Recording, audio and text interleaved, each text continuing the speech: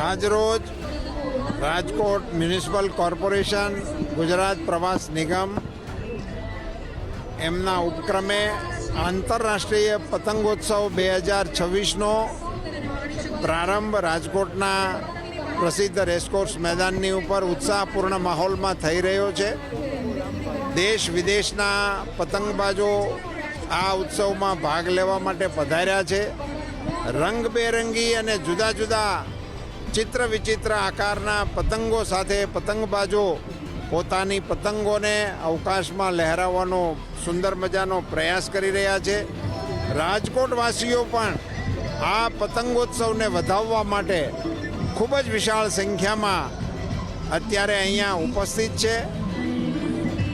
વિશ્વના પતંગબાજો અને રાજ્યના બીજા આપણા પ્રદેશોના પતંગબાજોના માધ્યમથી આપણા આ પ્રાચીન તહેવારના પતંગના માધ્યમથી વસુધૈવ કુટુંબકમનો સંદેશો આજના આ આકાશી નજારાથી આપણે આપવા જઈ રહ્યા છીએ.